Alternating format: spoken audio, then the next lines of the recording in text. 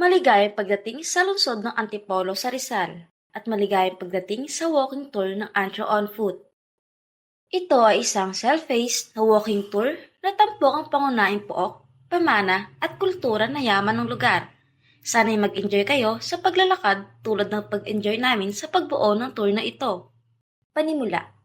Ang ilang bahagi ng Rizal ay kabilang sa sagradong lupain ng Subkal in Isuwi, Indigenous Community Conserved Territories and Areas.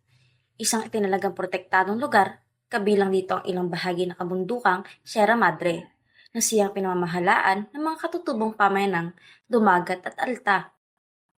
Malalim ang ugnayan ng pamayanang Dumagat at Alta sa kanilang kapaligiran dahil nakabase rito ang kanilang pangunahing mga aktibidades, gaya ng pangangaso, pangangalap, pangingisda at pagsasaka. Sentro na kanilang paniniwala si Makadepat, ang kataas-taasan nilang pinagmulan ng lahat.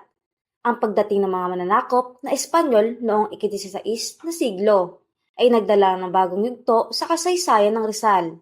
Sa panahong ito, sinasabing unang nabanggit ang ngalang Antipolo mula sa punong tipolo o breadfruit na malimit na tagpuan sa lugar. Nagsimula ang pagtatayo ng simbahang Katoliko sa lugar noong 1578 sa pamumuno ng mga misionerong Pransiskano at kalaunan ay ipinagpatuloy ng Swita noong 1650. Naging bayan ng Antipolo at isinama rito ang lalawigan ng Tondo. Noong 1353, hinati ang lalawigan ng Tondo at napabilang Antipolo ng distrito ng San Mateo de los Montes. Nang kalaunan, isinama ang distrito ng Morong. Dumating ang mga Amerikano noong Hunyo 4, 1379 at inilipat ang kabisera ng Moro sa Tanay. Kalaunan, noong 1901, ang Antipolo ay isinama sa bagong itinatag na lalawigan ng Rizal. Noong Desyembre 24, 1908, pinuksan ng Maynila Railroad Company ang serbisyo ng tren patungong Antipolo.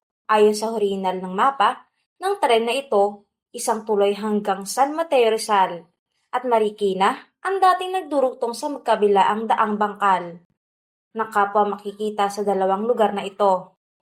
Sa pagsisimula ng ikalawang digmaang pandaigdig sa Pilipinas noong 1942, naging kanlungan ng Antipolo para sa maraming residente ng Maynila at karatig lugar na tumakas mula sa pananakop ng mga Hapones. Sa panahong ding ito, tuluyang nasira at isinara ang koneksyon ng tren. Matapos lumisan ang mga Hapones sa bansa, nagsimulang dumagsa ang mga debotong Katoliko sa Antipolo. Noong Mayo 6, 1947, idinaos ang unang prosesyon ng Birhen ng Antipolo.